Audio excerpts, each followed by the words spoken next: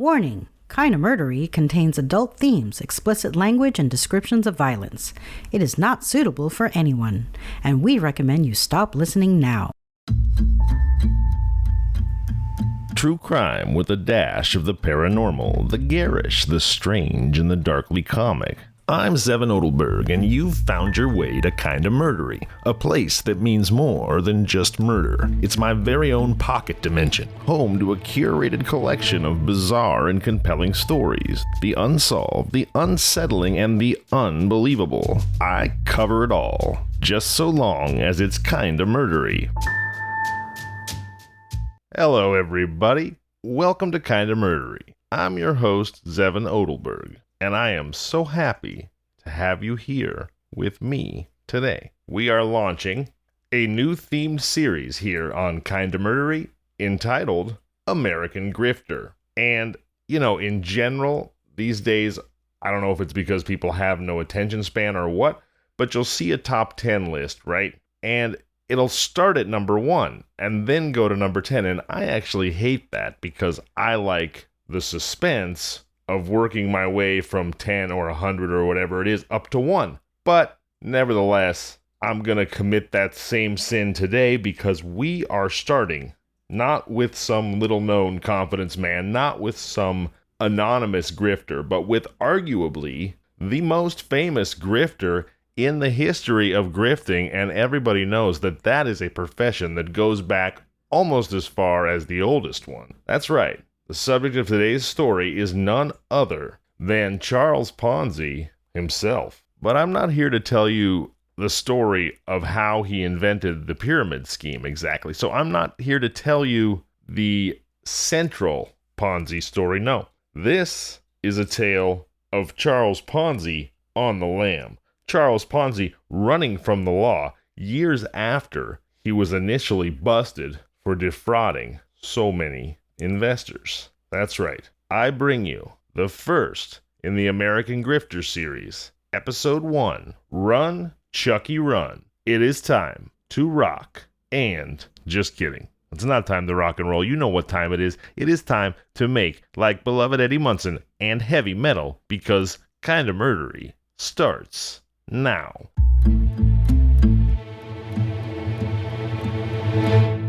Charles Ponzi had escaped.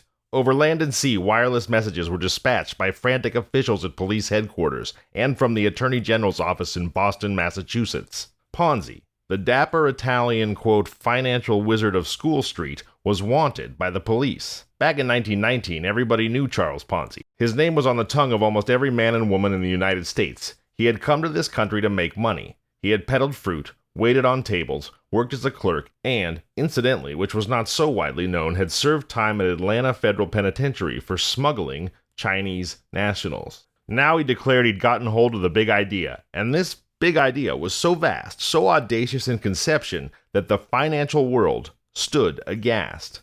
It seemed impossible, a mad figment of the imagination. Ponzi, it was rumored, had started his career on a 5-cent postage stamp, but whether that was true or not, he now rolled up a business based upon the profits said to have accrued from the difference in value between foreign and domestic exchange notes in international reply coupons, which called for payments aggregating the stupendous amount of $14 million. Charles Ponzi promised a profit of 50% in 45 days. Money poured in so fast that it had to be stored in wastebaskets. Vehicular traffic on School Street was stopped for 2 days while investors, with fists full of money, fought to get into Ponzi's office. Police were called to keep the crowds in line. Charles Ponzi was riding on top of the world. He bought a magnificent house in Lexington, Massachusetts. He drove about in an expensive limousine. He installed a staff of servants at his home and bought his wife magnificent jewels. Somebody named a 5-cent cigar after him.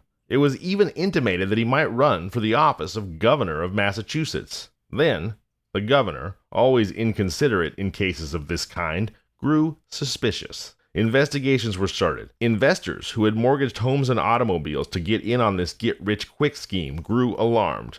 A run started, but the first notes presented for payment were promptly paid. More money poured into Ponzi's coffers. Policemen who were called to quell a near riot stayed and invested. Officials became frankly puzzled. Ponzi claimed he had secret agents stationed in all countries, buying international reply coupons in ways in which it would be impossible to trace. Foreign countries became worried.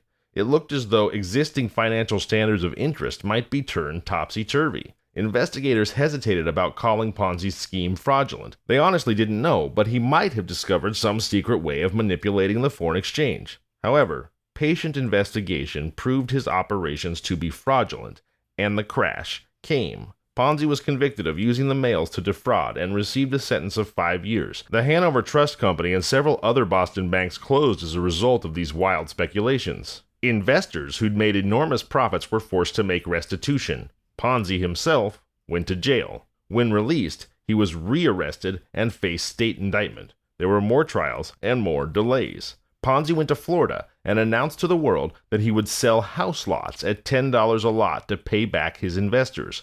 Money flowed in, and more trouble followed. He was ordered back to Massachusetts to stand trial, and, mysteriously, disappeared. The manhunt was on. Charles Ponzi had become a fugitive from justice. Once again, the wizard occupied front-page space in all the newspapers. There were plenty of rumors concerning his whereabouts. Most of these rumors were carefully investigated. It was said he had entertained at a roadhouse in New Hampshire. Later, he had vanished in the direction of the Canadian border, driving an expensive, speedy roadster. Others said he was in Florida. There were reports he'd been seen in Paris, and one correspondent even insisted that he was in Rome. It began to look as though Charles Ponzi had well and truly escaped. In Boston, disgruntled and disillusioned, investors demanded action. Police Inspector John F. Mitchell was assigned to the case. Meanwhile, down on the Gulf of Mexico, the sick boss non vobis, a foreign ship flying the Italian flag, was leisurely making her way towards Galveston, the last port of call before returning to Italy.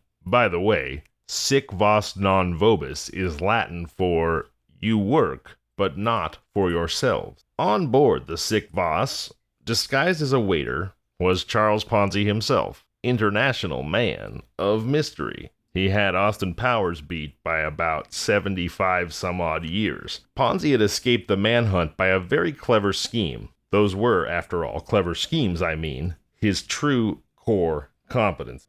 So here was the scheme. When news came that Ponzi was wanted back in Massachusetts, he was in Tampa, Florida. By luck, he happened to meet an old friend of his from Boston, one Italian Joe, to whom he explained his plight. "I'll do my best," Joe promised him, "but I don't know what that'll be. Lie low for a time and I'll see what I can do." A little later, Joe sought Ponzi again. This time, his face was wreathed in smiles. "I think it can be arranged," he said.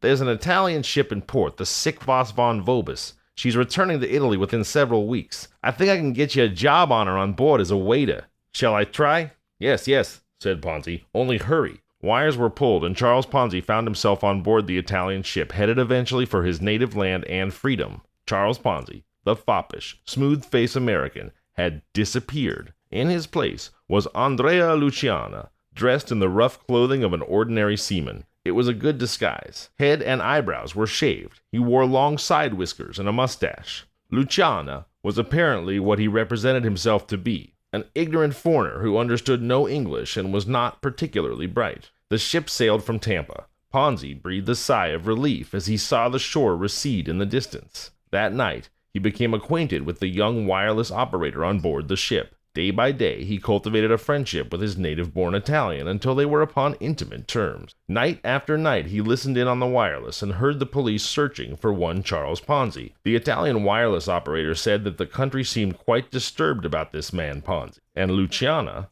smiled. He was safe. His scheme had worked. His exultation grew as he learned he had been located first in one place and then another. The stupid American police had been completely fooled, and he, Charles Ponzi, had done it. He was safe. Safe! But Ponzi, who had so successfully shut tight all avenues of information for the time being, had overlooked the most important factor of all, which would make his escape a success or a failure. He had neglected to take his own egotism and conceit into consideration, and this egotism came to the forefront as he saw safety within his grasp and realized that once more he had outwitted the Massachusetts authorities. This feeling grew more intense as the police messages became more urgent, and Ponzi appreciated the situation. Finally, he grew so pleased with himself that he was unable to keep his identity a secret for a moment longer. He was up in the wireless room.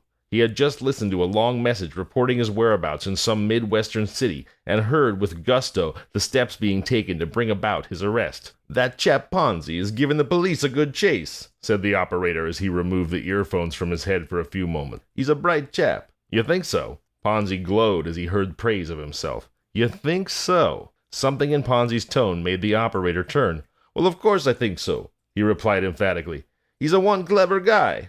"Listen," Ponzi said softly, looking around to make sure they were not overheard. "If I tell you something very secret, will you promise to keep your mouth shut?" The operator nodded. Ponzi bent still closer. "Do you know who I am?" he asked. The operator smiled. "Andrea Luciana, the waiter," he said. "Not at all. I am Charles Ponzi, the financial wizard." The operator started. A gleam of admiration came into his eyes. "Not the Charles Ponzi the police are looking for." By the way, everybody, forgive my terrible cartoon Italian accent.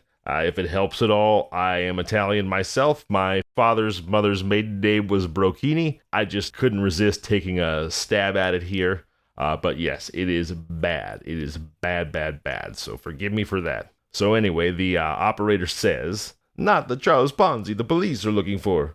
"The same," replied Ponzi proudly. "But don't you breathe a word of it to a soul." The operator swore by all he held sacred. And then Ponzi talked. And we'll find out what Charles Ponzi said after the break.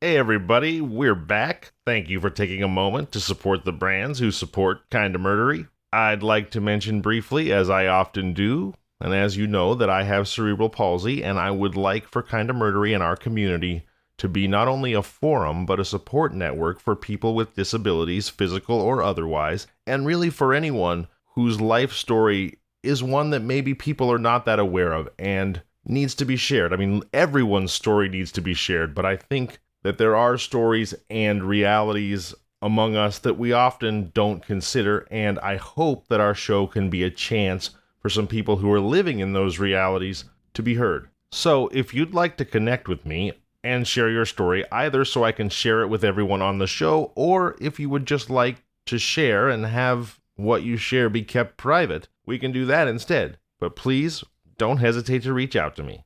kindamurdery@gmail.com or @kindamurdery on all social media. Also, please do remember, in fact, program it into your phone, there is a new free 3-digit number, 988, that you can call to be connected immediately with someone who cares and receive counseling for substance use, mental health issues, or suicidal thoughts. That's 988. If you are in acute crisis, please do not hesitate to call that number. And please never, ever forget that the world is a far better place with you in it. And if you are not in acute crisis, but you feel the need to share your burdens, or you just like to make a connection, you just like someone to be there for your story, then please do reach out to me.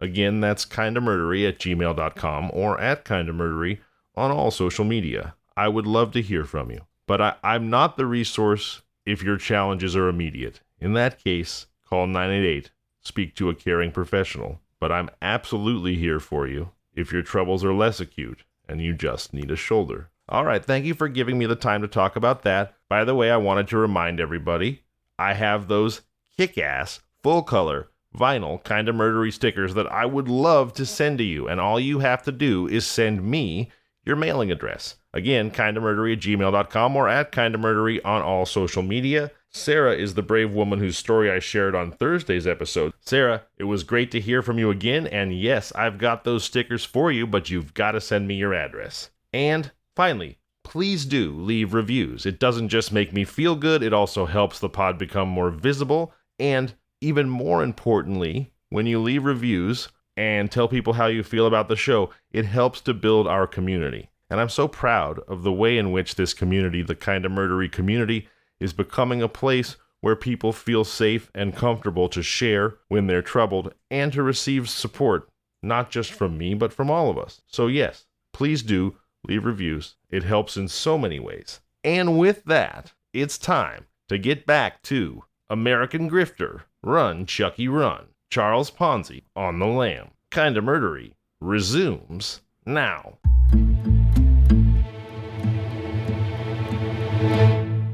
Listen, Ponzi said softly, looking around to make sure they were not overheard. If I tell you something very secret, will you promise to keep your mouth shut? The operator nodded. Ponzi bent still closer. Do you know who I am? He asked. The operator smiled. Andrea Luciana, the waiter, he said. Not at all. I am Charles Ponzi, the financial wizard. The operator started. A gleam of admiration came into his eyes. Not the Charles Ponzi the police are looking for. The same, replied Ponzi proudly. But don't you breathe a word of it to a soul. The operator swore by all he held sacred. And then Ponzi talked. Police Commissioner Edward U. Curtis of Boston knew what he was doing in assigning Police Inspector John F. Mitchell to the State Attorney General's office when the worldwide hunt for Ponzi started. Mitchell had a reputation for always getting his man. It was Mitchell who uncovered the famous automobile ring which encircled New England. It was Mitchell who brought to successful unraveling several Boston blackmailing plots.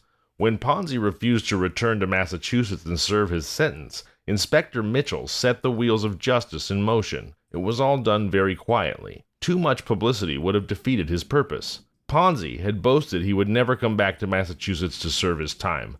Mitchell intended to see that Ponzi did. The police officer was an experienced manhunter. He had run down and captured his quarry too often to be dismayed at Ponzi's disappearance. So Inspector Mitchell proceeded in a leisurely fashion. In a conference with Attorney General Jay Benton and District Attorney Thomas C. O'Brien, he suggested that wanted circulars be sent out to police departments throughout the world. The officer took his time. He intended to be thorough. It was decided that Europe in particular should be heavily circularized because of the belief that Ponzi had gone to one of the many countries there. For the first time since Ponzi's disappearance, the toils of the law were slowly but surely closing in on the wizard. All unknowingly, Ponzi had made another serious mistake. He had forgotten the fact that back in 1908 he had grown a mustache. But for that, he might have bluffed his way to freedom. Mitchell spent a lot of time and put in a great deal of thought on that police circular. Several conferences were held on the best way to circularize Ponzi. Boston knew him as a clean-shaven chap, but Inspector Mitchell recalled that back in 1908 when he was arrested in Montreal for check forgery and mugged for the Rogues Gallery, he'd worn a mustache. A mustache is a common disguise, and Inspector Mitchell acted upon the theory that Ponzi had forgotten all about this episode back in 1908. After much deliberation, it was decided that the best and surest way to get Ponzi was to send out his description with the Montreal Rogues Gallery picture. However, unwilling to take chances, another circular with a picture showing Ponzi smooth-shaven was sent along with it. The circulars went out. Inspector Mitchell settled back to await developments. One of the circulars, scattered to the four corners of the world, found its way eventually into the city room of a Texas newspaper office. Yet Ponzi's luck still held. Nothing happened at Galveston to arouse his suspicions. The police knew nothing of that, he was certain. After a brief touch at Houston, only one more port of call remained before the prow of the Italian ship would at last be turned towards Italy and certain freedom. Ponzi grew a trifle careless. He made still another mistake. He let drop the fact that he understood English, and the captain, who happened to overhear the remark, subconsciously made a mental note of it. It might be useful to have an interpreter on board in case of trouble with customs. Not that he expected any trouble, but it was just as well to be prepared. Day by day, as the chances of arrest grew less and less, Ponzi's egotism grew more and more pronounced. To him, his freedom was sure. Those American police are fools, Ponzi repeated time after time to the wireless operator, now his confidant. I have nothing to fear now. Absolutely nothing. And the operator agreed with him wholeheartedly. He was proud of his compatriot, and even more vain that Ponzi had taken him into his confidence. He read the police messages, which he still occasionally intercepted with much zest and amusement, as he realized that he, and he alone, was aware of the identity and whereabouts of the man who had aroused police all over the world. If only the operator had some confidant to whom he could have boasted a trifle about his knowledge, then his contentment would have been complete. It was not often that a wireless operator was the bosom friend of a man as famous as Charles Ponzi. But of course he would remain silent. Hadn't he given his word? The ship put into Houston, where it was scheduled to remain only a few hours. The wireless operator planned to do a little shopping on shore. Ponzi met him just as he left his stateroom. "Remember," he said in a low voice, "not a word." "Of course not," the operator replied, a little hurt at this implied lack of confidence. "Haven't I promised?" And with that, Ponzi had to be content. He walked over to the gangplank and watched the operator out of sight. Then he turned away with a sigh. He would have liked to have gone ashore with him, but that was too much risk with freedom so near. Although he felt there was little chance of discovery from the police, they were just too stupid. Still, it was just as well not to take chances. He reluctantly left the deck and went below. The operator drew a deep sigh of relief as his feet touched the solid ground and he heard the din of traffic a few blocks distant. It was good to be on land again, even if it was in a strange city where he knew no one. Then happened one of those unexplainable things that readers of fiction will call far-fetched, and yet they occur frequently in real life. As the operator turned the corner, he bumped into an old acquaintance from Boston, John Smith, a former customs officer from that city. The wireless operator was overjoyed at the meeting. He learned that Smith was now a resident of Houston and was a ship chandler. His tongue continued to wag. He felt extremely friendly to this one man whom he knew in this city. Without thinking, in a burst of confidence, he confided the secret he had promised never to reveal. Charles Ponzi was on his ship, disguised as a waiter. Smith was apparently unimpressed. He dismissed the subject without comment and turned to other topics. But Smith did some quick thinking as he carried on a light conversation with the unsuspecting operator. He knew Charles Ponzi was wanted by the police. He knew also there was little chance of extradition once Ponzi got to Italy. "Can't you meet me tonight for supper and a show?" Smith asked finally. The operator's face clouded with disappointment. He was very sorry, but it would be impossible. The ship was sailing just as soon as they took their cargo on board, a matter of only an hour or two. Smith's eyelids barely flickered at this intelligence. Another time, perhaps. Smith was no longer interested in the operator. He had learned what he wanted, and there was little time in which to act. He glanced at his watch, pleading a previous engagement. The two men chatted a few seconds longer and then parted. Smith waited until the Italian was out of sight. Then he hurried to the sheriff's office. "Charles Ponzi is on board an Italian ship in the harbor," he said as he burst into the sheriff's office. "Is that so?" said the sheriff. "And who is Charles Ponzi?" Smith explained as best he could, but the sheriff took little interest and refused to take any action. He was sure it was a case of mistaken identity.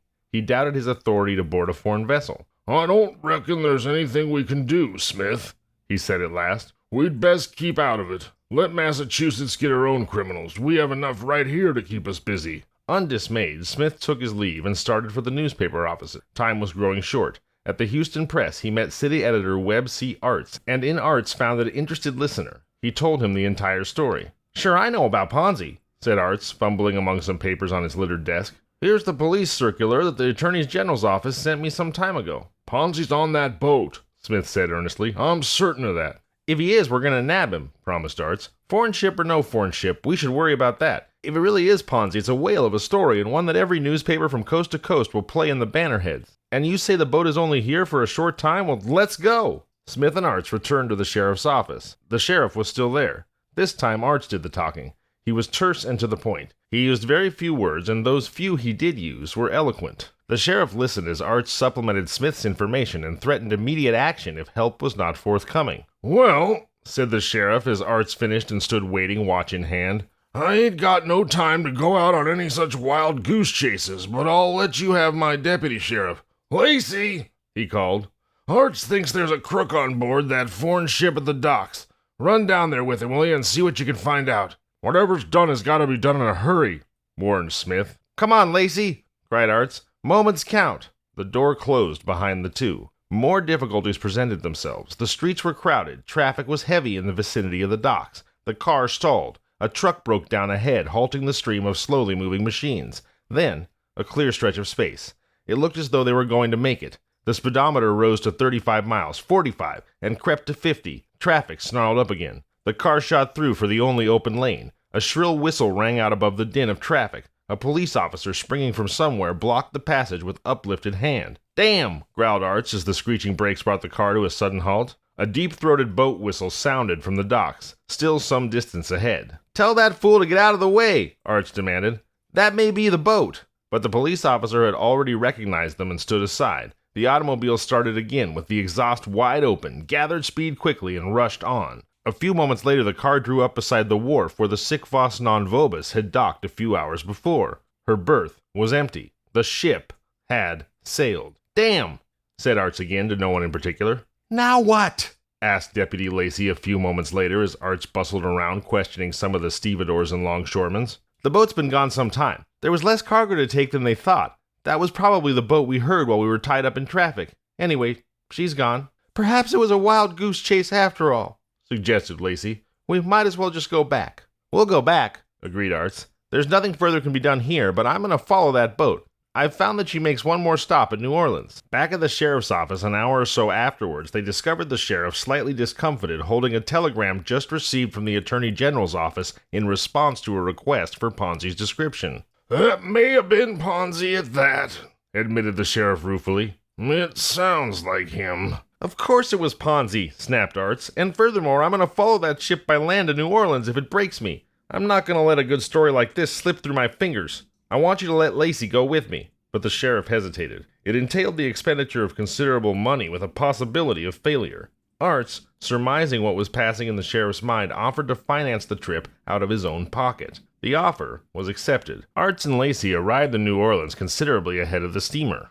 At the customs house, they disclosed their identity and voiced their suspicions. A plan was discussed to get the suspected Italian waiter on shore. The boat came into port and was boarded in the usual manner by customs officials. Learning that Andrea Luciano was the only man, according to the captain, who spoke English, the customs official in charge ordered a man ashore to the custom house with the papers. Andrea was given the mission. Meanwhile, 2 Texans were pacing the dock impatiently. Would the subterfuge work? Would Ponzi leave the ship under any circumstances? Now that Art and Lacey had gone this far, they were determined to see it through. Just as the two were getting anxious, Lacey touched Arts on the arm. "There's somebody coming off the ship now," he said. "Is that our man?" The two approached the rough-looking foreigner who had reached the dock and had started toward town with some official-appearing documents under his arm. "What's the name of that ship?" Arts asked, pointing to the sic vos non vobis. The man stared at him stupidly and shrugged his shoulders. "Mio non capace," he said, and began to move on. Arts had already recognized him by the mustache and held him by the arm. "Come on," he said harshly.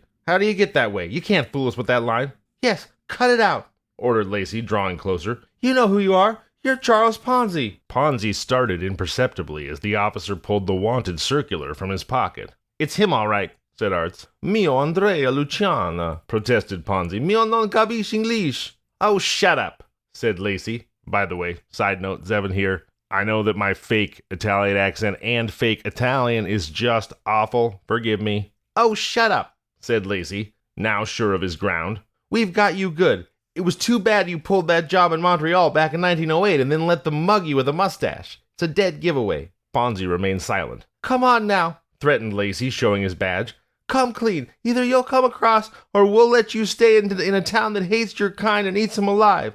What do you say to that?" Ponzi finally got into a taxicab and they were driven to a hotel where they talked the situation over.